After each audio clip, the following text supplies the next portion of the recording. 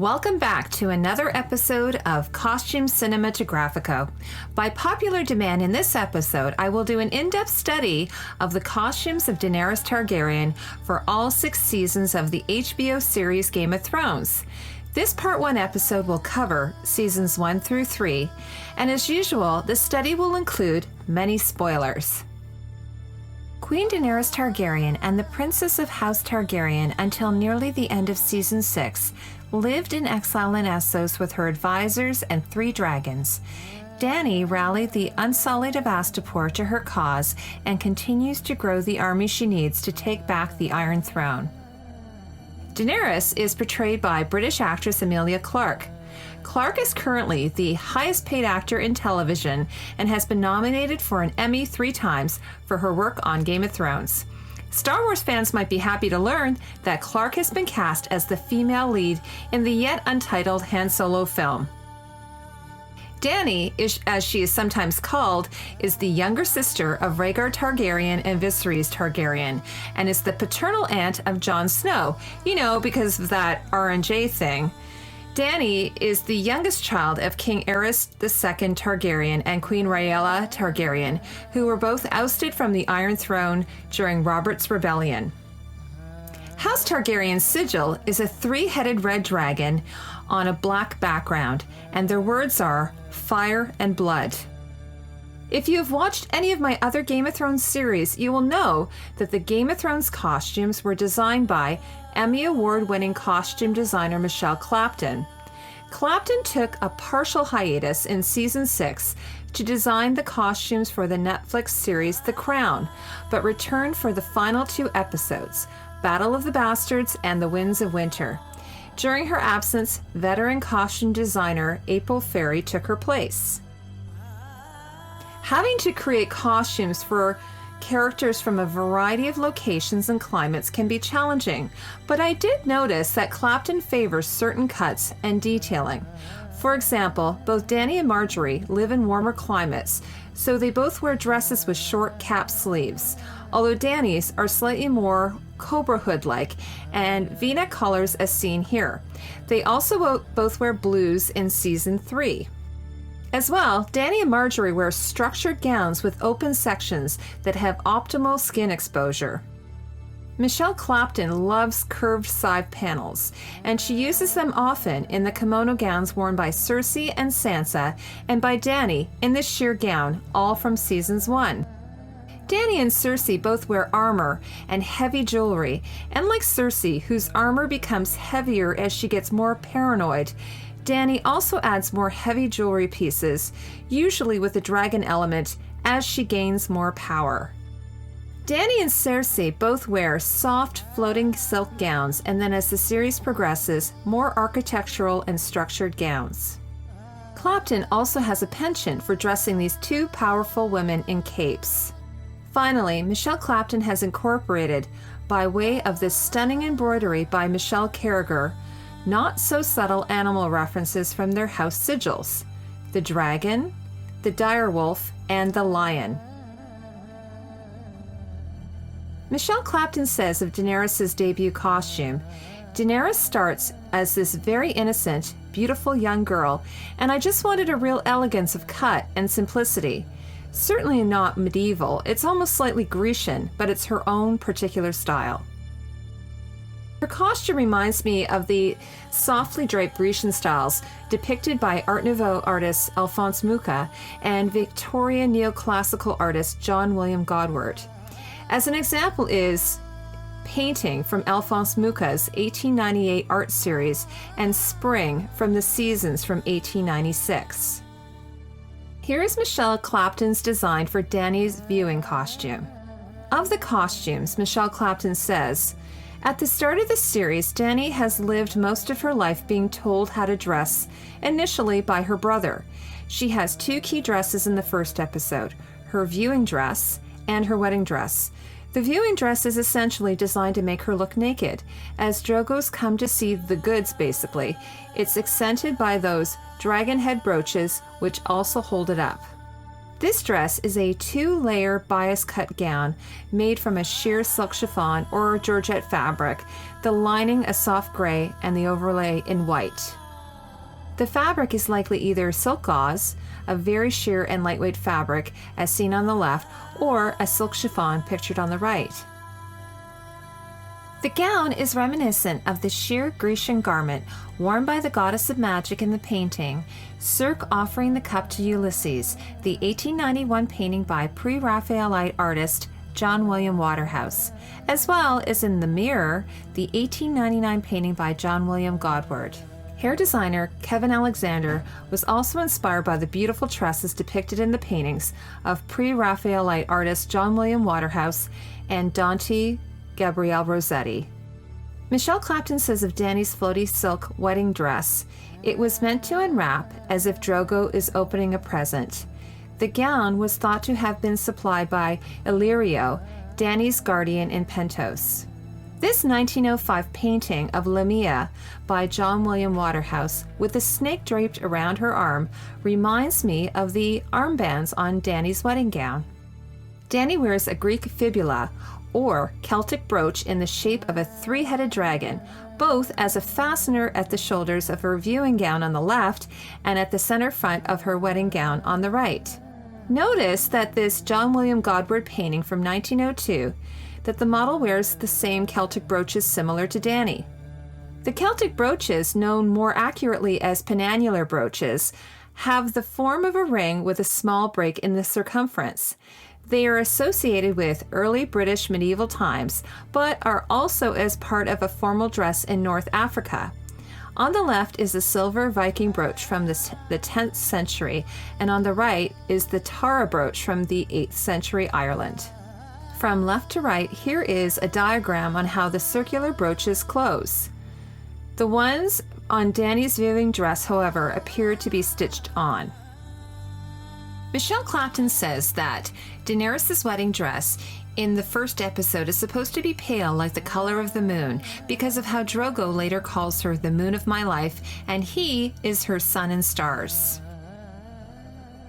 Daenerys has worn her mother, Queen Rhaella Targaryen's ring on her index finger from her first appearance through every subsequent costume change. Emilia Clarke confirms this by saying, "This ring is, fundamentally, the only thing that Dany has had from day one, season 1. It's her mother's ring." Dany's wedding gown, as seen pictured on the left from WonderCon 2011, is displayed without the overlay completely covering the bodice, as we see on actor Emilia Clarke pictured on the right. This is an example of the exhibition curators not checking the source material. In the season 1 finale, Dany is no longer wearing the armbands. The overlay fabric of the wedding gown appears to be a crinkled silk chiffon or crinkled silk organza, as seen here. And of course, Clapton says, at the end of the first season, Dany burns in it, which is rather poignant, the end of her story with Drogo. In the 7th episode, Dany wears this rough 2-piece Dothraki ensemble. Of this look, Michelle Clapton has this to say: Dany steps into Dothraki society and grows within it. Her costume throughout the season reflects that. She starts off with a basic Dothraki outfit, and as she evolves, she ends up having a bit more ornamentation. According to Michelle Clapton, the Dothraki clothing and culture is based upon the traditionally nomadic Bedouin people. Here are 2 images of Bedouin women from Tunisia in North Africa from the early 1900s. Again, we see their draped clothing is fastened with penannular brooches. Here is a head-to-toe look at Dany's first Dothraki costume, including her suede boots, which she would continue to wear in a variety of shades into season 6. The garment is a combination of a loosely woven silk-type fabric bodice and an apron over top a suede skirt and pants. Cord and bits of fabric are couched, a technique of adding cord on top of fabric and fastening it down with stitches. Michelle Clapton states that when she, Dany, goes to the market in Vias Dothrak, she buys what looks like a dragon skin top and starts to create her own look within the Dothraki style. I think it's from when she takes the initiative with Drogo, she then becomes Dothraki. The bodice is made from a fish leather type fabric, and the neckline, cap, sleeves, and apron are trimmed with scales. The apron is decorated with rows of small feathers and natural beads, the idea being that Dany, while Dothraki, would have incorporated some of her Targaryen ancestry. Dany wears this costume until Drogo's death in episode 10. In the debut episode of Season 2, The North Remembers, Dany heads into the Red Waste wearing her traditional Dothraki ensemble from Season 1, with the addition of a leather shoulder armor. In Episode 5, The Ghost of Harrenhal, Dany appears in this Grecian-style gown. Of this look, Michelle Clapton says, "In Season 2, she arrives in Qarth, completely broken, and she is initially won over by the Qarthine style. This beautiful, revealing turquoise dress, but then realizes it's not quite right. It's not her." The dress was a gift from Zaro Zohan Daxos, and in keeping with the women's dress styles in Qarth. The gold filigree belt and hanging beads, however, come from the men's attire. Clapton says she needs to have a strength to her, but also vulnerability. Will take her even further as she finds herself. Here is the costume worn in a photo shoot for Entertainment Weekly. You can see the box pleating on the skirt and the breakdown dirt of the hem of the gown. In this close-up, you can see that her costume is constructed from a diaphanous gold-printed silk. In the Season 2 episode, The Old Gods and the New, Daenerys trades in the gown and adopts a more masculine look derived from the powerful men of Qarth. It's a sort of hybrid from different sources. The tunic and filigree armor are modified versions of the Qarth's men's coats and belts, while the leather skirt and trousers are Dothraki in origin. Here's a close-up of the tunic and the armor. The top is the beginning of the evolution of Dany's costumes and the first time we see her in this wrap-style, high-waisted tunic and cobra hood-like cap sleeves that will carry through to the next few seasons. Here is Michelle Clapton's rendering of the filigree armor and another variation of the costume. In a close proximity to Clapton's design, we see a slightly different version of the same Qarth-Dothraki combination look. The pale blue silk has been swapped out for the pale purple and silver printed fabric. In this head-to-toe shot, we get a good look at Dany's boots, this time in a darker tan. Notice in the picture on the right how Michelle Clapton uses the arch over the hips, a commonly applied design element in many of her costumes. If anyone can tell me what this scoop thing is, please leave it in the comment section and I will give you a prize. In episode 7, A Man Without Honor, Michelle Clapton says of Dany's further transition, so she starts wearing this gold corset over her Dothraki costume, then eventually a leather corset over her Qarthine men's top, blending the two cultures and creating her own style. The seaming of the leather armor is nearly identical to the gold filigree armor. Here are a few good shots of the costume. Unlike the pale blue and silver Qarth tunic, this pale purple tunic has the same dragon scale trim like we saw in her fish leather bodice from Season 1. Here's a close-up of the front and the back of the molded leather armor. Clapton loves circle openings nearly as much as she enjoys using arches. Notice the little crisscross stitching detail along the seams.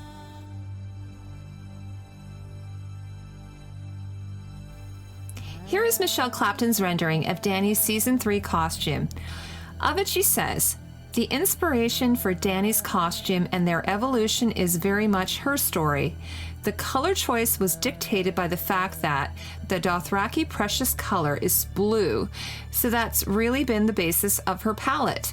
The change in her clothing style is partly about her journey of becoming a woman and a leader, but also the practicality of it. The dress is based on the Qarth shape. It's the only other shape of dress she has seen, so she is interpreted into her individual look."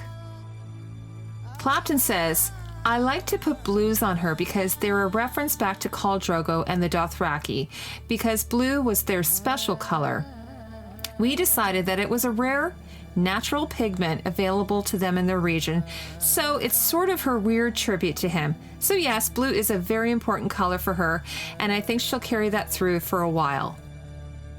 The fact that they lend such strength to her look is great, but I wanted the shape to create a sense of her femininity.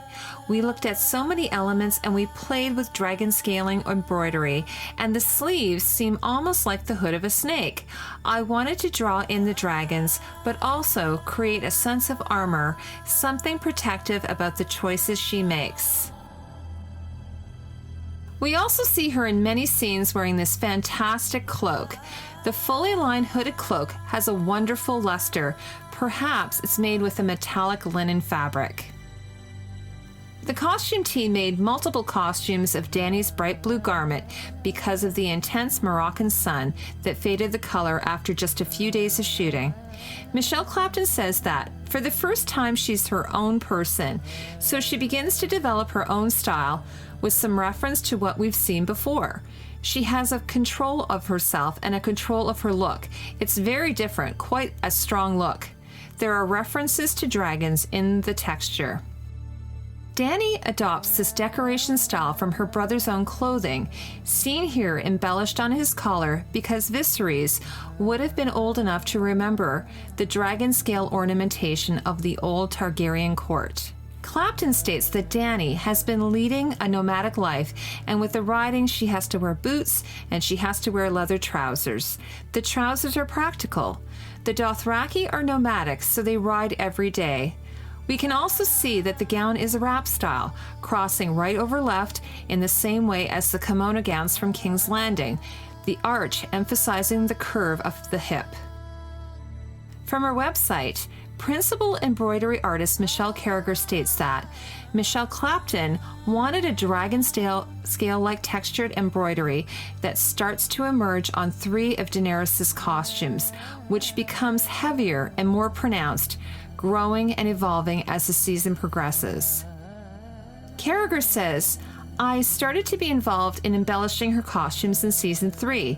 The decoration on her costume develops from a subtle texture, and as she increases in strength and power, this texture becomes more defined to map out her journey in the story. As Dany grows in strength with her dragons, the texture becomes more embellished and grows down the costume. In these close-up images of the first stage of embroidery, Carragher says, to create this look, I used a North American smocking stitch.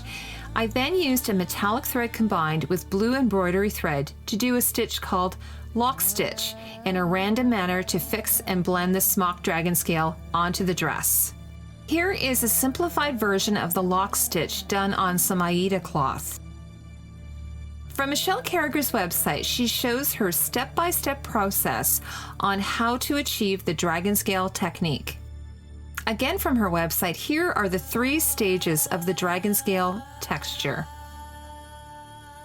Carragher says, on the second dress, I used much more of the lock stitch and started to grow the decoration down the dress. Here is a great close-up of the dragon scale detailing and lock stitch embroidery. In this image from episode 9, Dany wears the 3rd fully embroidered dress that she will continue to wear into season 4. Here is a close-up of the 3rd dress, of which Michelle Carragher says is made from a paper silk, so has more sheen.